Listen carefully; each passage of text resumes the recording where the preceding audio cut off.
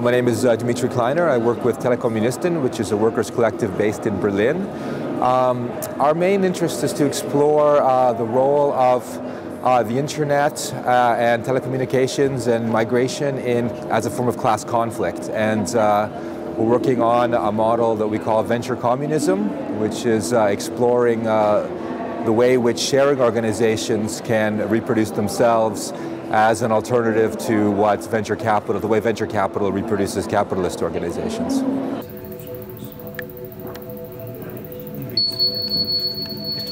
Well, I think that, I mean, obviously we believe that it can, but I think that you have to be careful not to limit it to tools, because the social production, it's just social production that can counterbalance capitalist control. Obviously we have to make tools in order to produce, but it's not as limited to tools.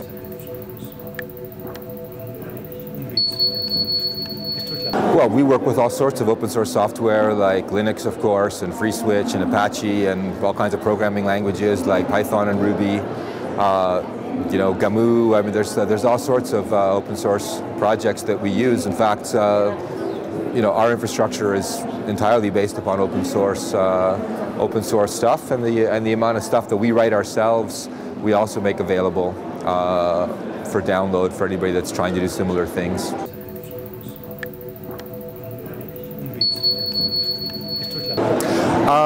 We're a workers' collective. I mean, the idea of venture communism and the proposal for a venture commune would be like a federation of many workers' collectives, and we haven't yet achieved this stage. So we're not many workers' collectives.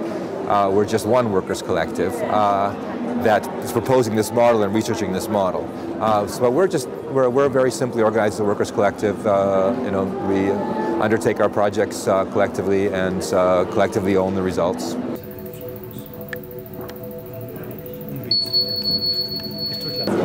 Well, I think the role of entrepreneurship in the world of free software would be the same as it is in any sort of field. I mean, obviously, finding new techniques and new things and looking for new projects and new ways of doing things is of critical value to any functioning economic system. I don't think there's anything particularly unique to free software about entrepreneurship. Obviously, free software itself is a very innovative area, so it produces a lot of entrepreneurship, and the lack of intellectual property restrictions in the free software environment encourages innovation and reuse and entrepreneurship, so it creates more opportunities for entrepreneurship, but it's not any more or less necessary in that field.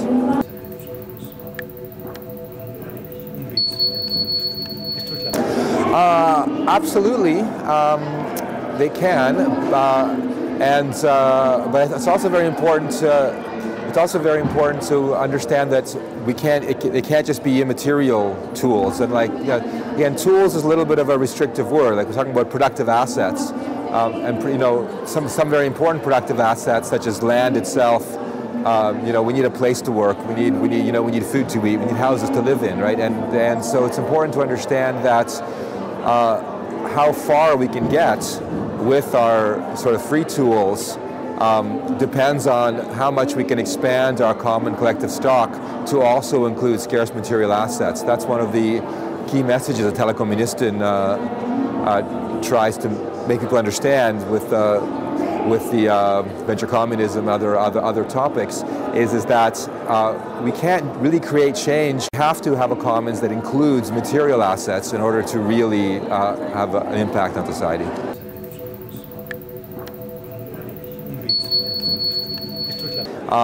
Comes out of early socialist criticism of classical political economy, of the capitalist political economy, right? And the argument is exactly that capitalism is based on monopolies and based on restrictions and control. Within the theory of political economy, if you look at basic price theory, any good that can be reproduced will be driven by competition to its cost. So the price in the marketplace can only be the cost of production, because competition will drive it down, right? This includes capital, which means literally machines and tools and productive assets. So if capital within a free market can never capture more than its cost of production, you can't have a capitalist class, because there could be no retained income on which a class can exist.